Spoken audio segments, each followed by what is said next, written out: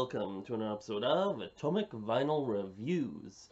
My name's Jacob, and today I just wanted to kind of share three ideas I have about films that Legendary Pictures, the whole Monsterverse universe, should make after the release of Godzilla vs. Kong in 2020. So at this point in time, we don't have anything confirmed about the future of the Monsterverse. All we know is there's Godzilla vs. Kong happening, and then Japan will continue making Godzilla movies after that at some point. But for now, all we have to go on is we have Godzilla 2014, Kong Skull Island, Godzilla King of the Monsters, and then we'll have Godzilla vs. Kong. So I just wanted to share my thoughts about three possible films that they could put out after Godzilla vs. Kong if they're going to continue this universe.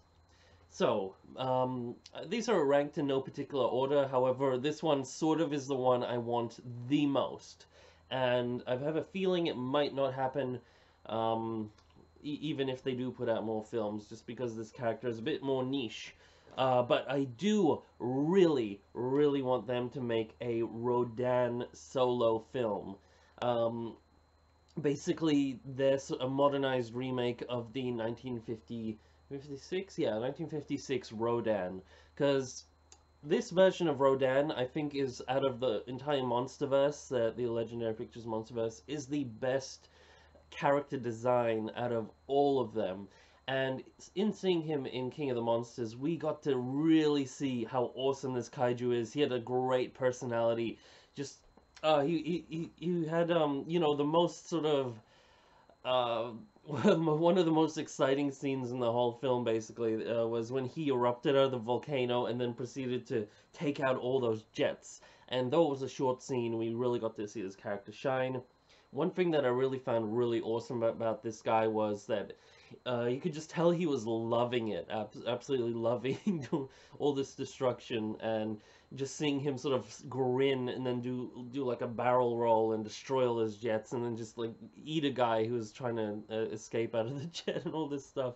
So he was a really cool kaiju, and I want to see more of him for sure. And Rodan's one of those sort of middle tier, sort of fairly well known, but sort of on the second level of sort of Godzilla monsters, and I think he'd be perfect to do a solo film on, to expand on his character. I wanted to harken back a bit to the original one. That what they could do is a couple of theories that I have is since if you guys have seen the end credit scene in King of the Monsters, you know that we get Kevin, aka Ghidorah's left head.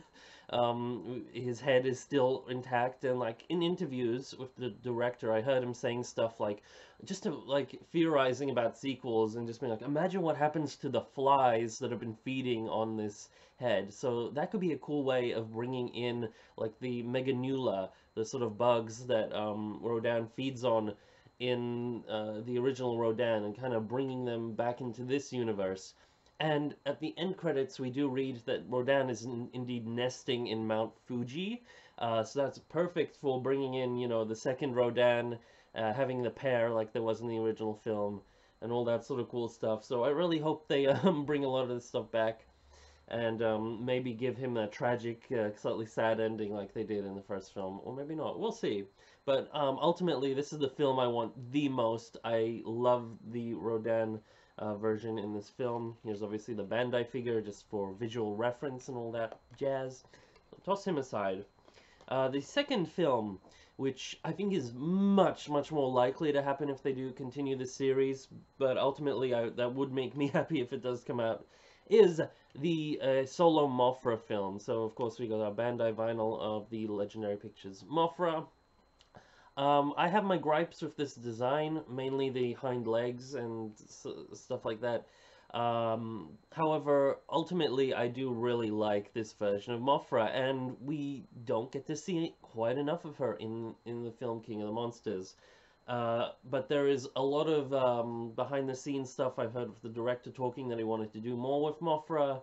You know, and we get a lot of hints about Mothra and her connection with Godzilla and her connection with those twin fairies. You get hints about Infant Island being a thing and all this stuff, and it just seems perfect for a character to expand on after these films that we've currently had.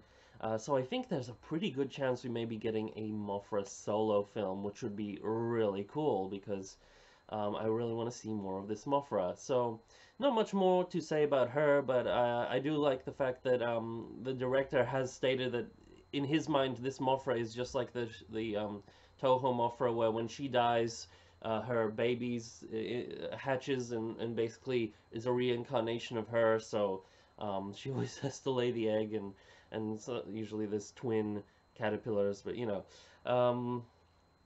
So we are getting sort of a fairly classic Mothra in that sense.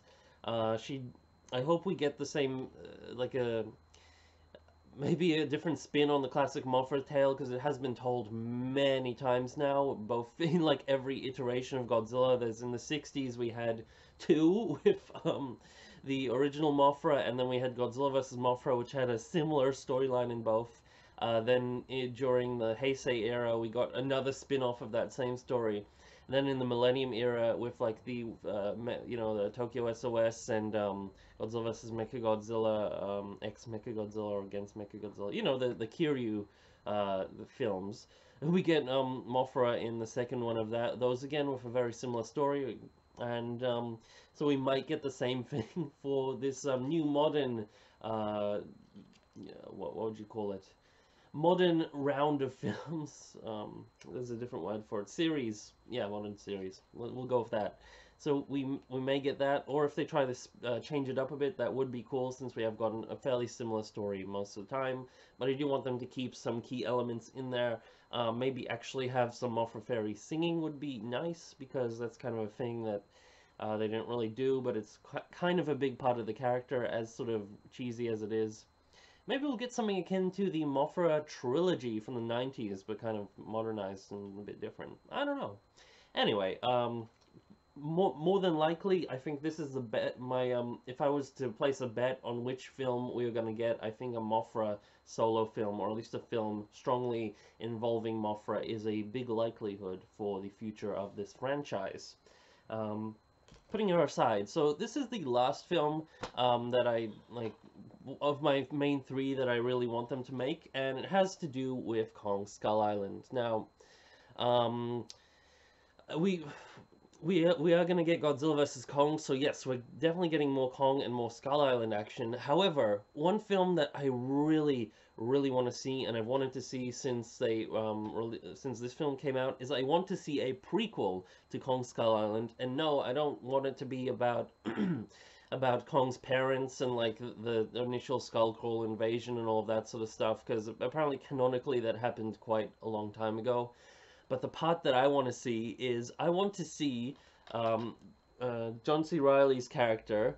You see him there. He was, you know, that guy, he stole the show. The whole film, even though he was kind of like a comedy relief, he was the only character who really, who, you know, his story was intertwined with the whole narrative. It basically focused on him, his whole life, and all of that. And I want another film detailing the backstory of when he crashed, as well as, I think it was a Japanese pilot in World War II. It could have been Korean, but I'm pretty damn sure it was Japanese. It would phonetically make a bit more sense. I don't remember. I should have researched this just before doing this video, but, you know, him and his friend, or, well, at the time, enemy, they, you know, at the beginning of this film, when it opens, there's the young version of him and the Japanese pilot. They both crash land their planes onto this island in the middle of World War II, and they start battling it out, fighting each other, one with a gun, one with a samurai sword, and it's absolutely awesome. And then Kong basically shows up out of nowhere, and they both stare at awe and just, you know, stop in the middle of their tracks.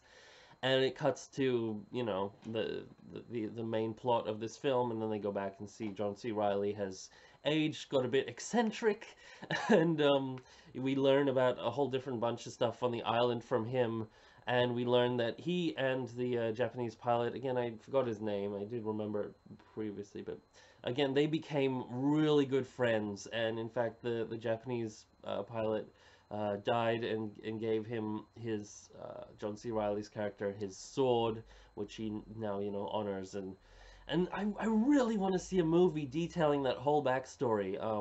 Everything from, when they first land to how they slowly became friends to, that story of perhaps when his friend did die eventually on the island, as well as them, exploring this place, all the creatures on it, seeing Kong earlier on again, and, meeting the interactions with those silent villagers for the first time, as well as those screaming ants that sound like birds, but no, they're just really big fucking ants. So yeah, that's one of the films that I really want to see in this universe, and I have no idea whether it will happen. These are all just sort of my fan um, fanfic sort of desires for the future of this universe. Um, so yeah, that's about it for this video. Of course, there are so many more films I would like to see in this universe. I got, more ideas, but these are, again, just my top 3. So, in the comments below, let me know your top 3 ideas for the future of the legendary Monsterverse. Do you want it to continue? Do you think you've had enough? Do you want Toho to step in now and be the main driving force of Godzilla films in the coming years? Or do you want this universe to keep going, expanding and all that stuff? And what do you think of my ideas? How would you elaborate on them, make them better, and do you think any of them are actually likely? Again, I think there's a good case that we may be getting a Mothra film, because, like I said, there wasn't quite enough Mothra in King of the Monsters, so they're holding back on her a little bit. But there definitely was a lot of build up to her and various different, lore and elements and Easter eggs about her thrown in. Just that it really kind of feels like they kind of gone with that. Not to mention she is, out of, Japanese monsters, she is really up there in fame. Like, her, King Ghidorah, and Godzilla are, like, known globally, pretty much. So yeah, that's it for this video. Don't forget to like, subscribe, all that jazz, and yeah. May all your vinyl be a radiated vinyl. Over and out.